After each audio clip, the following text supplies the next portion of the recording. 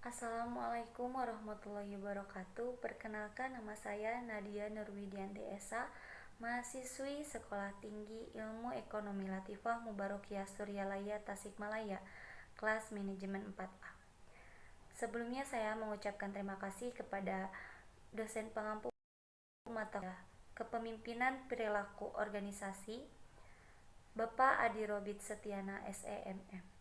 Pada kesempatan kali ini saya akan mempresentasikan salah satu bab pada mata kuliah Kepemimpinan Perilaku Organisasi, yaitu bab kaderisasi dan kualitas kepemimpinan.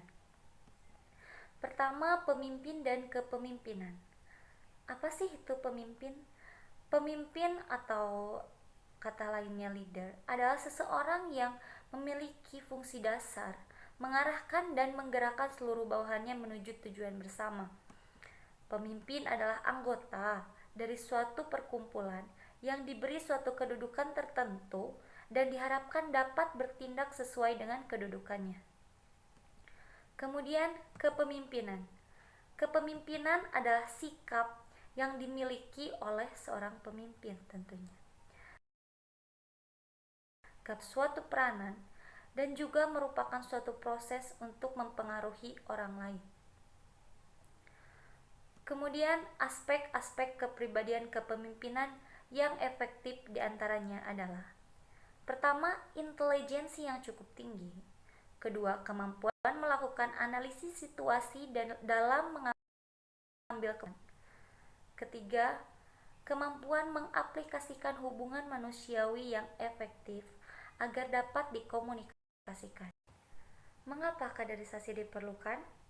Sebelum masuk ke sana, apa sih yang dimaksud dengan kaderisasi? Kaderisasi adalah mempersiapkan calon-calon yang akan melanjutkan tongkat estafet perjuangan sebuah organisasi, atau proses mempersiapkan seseorang pengganti di masa depan yang akan memikul tanggung jawab penting di lingkungan suatu organisasi. Mengapa kaderisasi diperlukan? Pertama, dalam suatu organisasi ada suatu ketentuan kepemimpinan seseorang. Kedua, adanya penolakan dari anggota kelompok yang menghendaki pemimpin diganti, baik secara wajar maupun tidak wajar. Ketiga, proses alamiah menjadi tua dan kehilangan kemampuan memimpin. Keempat, kematian. Kelima, organisasi membuat perkiraan dalam jumlah, jenis dan kualitas pemimpin yang diperlukan di masa depan secara berkesinambungan. Kemudian, proses kaderisasi. Proses kaderisasi itu ada dua. Pertama, kaderisasi informal. Kedua, kaderisasi formal. Pertama, kaderisasi pemimpin formal yang bersifat intern. Pertama, memberi kesempatan menduduki jabatan pemimpin pembantu. Kedua, latihan kepemimpinan di dalam atau di luar organisasi.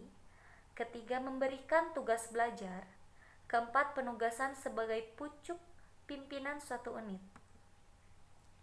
Kemudian, kaderisasi kepemimpinan formal yang bersifat ekstern. Pertama, menyelesaikan sejumlah generasi muda lulusan lembaga pendidikan jenis dan jenjang tertentu untuk diangkat memimpin suatu unit yang sesuai. Kedua, menyelesaikan sejumlah generasi muda lulusan lembaga pendidikan jenis dan jenjang tertentu ditugaskan belajar pada lembaga pendidikan yang lebih tinggi di dalam atau di luar negeri. Ketiga, jumlah generasi muda dari lembaga pendidikan formal dengan program khusus atau spesialisasi. Keempat, menerima sejumlah generasi untuk melakukan kerja praktik di lingkungan organisasi. Kelima, memberikan beasiswa pada anak-anak yatim piatu. Hak asasi manusia dalam kepemimpinan. Berbagai komponen HAM antara lain: pertama, hak hidup. Kedua, hak bebas dari perbudakan. Ketiga, hak sama terhadap undang-undang. Keempat, hak berkumpul dan mengeluarkan pendapat. Harkat manusia menyangkut tiga aspek, yaitu: pertama, harkat manusia sebagai makhluk individu. Hak asasi manusia yang pertama adalah hak hidup dan keselamatan diri. Kedua, harkat manusia sebagai makhluk sosial. Hak asasi yang utama dan bersifat prinsipal adalah kebebasan untuk beragama, berkemerdekaan seseorang atau sekelompok orang. Ketiga, harkat manusia sebagai makhluk Tuhan yang Maha Esa, menempatkan manusia sebagai makhluk yang mulia dibanding dengan makhluk-makhluk yang. Selanjutnya, peningkatan kualitas kepemimpinan. Peningkatan kualitas kepemimpinan berarti suatu upaya untuk meningkatkan kemampuan, kualitas, dan kompetensi seseorang dalam memimpin suatu organisasi atau yang lainnya. Usaha peningkatan kualitas kemampuan menggali kreativitas di lingkungan orang yang dipimpin sebagai anggota organisasi. Usaha-usaha tersebut pertama, berpikir efektif dalam menetapkan keputusan.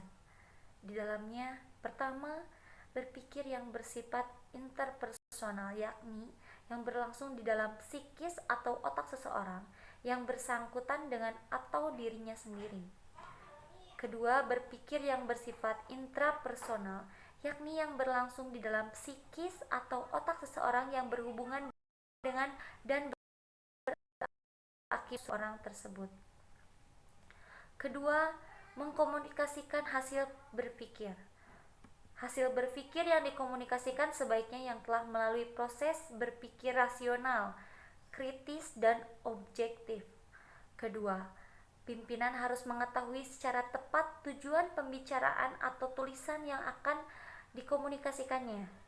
Ketiga, pemimpin harus berusaha menguasai secara baik tentang bahan atau pesan dan masalah yang akan dibicarakan atau disampaikan secara tertulis. Keempat, pemimpin berusaha mempergunakan kata-kata yang sesuai dengan kondisi atau tingkat pemahaman pendengar atau pembaca pesan yang disampaikan. Kelima, siapkan diri untuk menjadi pendengar saran, kritik, pendapat, dan lain-lain. Selanjutnya, pimpinan sebaiknya tidak memaksakan diri berbicara atau menulis pesan dalam keadaan emosi. Ketiga, meningkatkan partisipasi dalam memecahkan masalah. Pertama, partisipasi secara fisik, yaitu menggunakan tenaga dan anggota tubuh dalam berbagai kegiatan organ memerlukannya. Kedua, partisipasi secara non-fisik. Biasanya lebih banyak dilakukan anggota organisasi dalam menunjang suatu kegiatan kepemimpinan. Keempat, menggali dan meningkatkan kreativitas. Kreativitas berasal dari kata kreatif yang artinya memiliki daya cipta untuk mencipta, bersifat daya cipta, kecerdasan, dan imajinasi.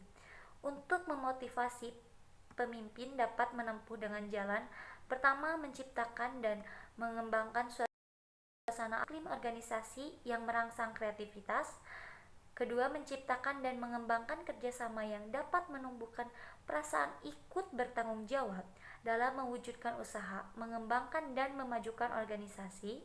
Ketiga, merumuskan tujuan yang menuju kepentingan bersama, diiringi dengan usaha masyarakatnya di lingkungan anggota. Beberapa ide atau pemikiran mendasar yang harus dimiliki oleh pemimpin dalam meningkatkan kualitas berpikir, yaitu pertama, pemikiran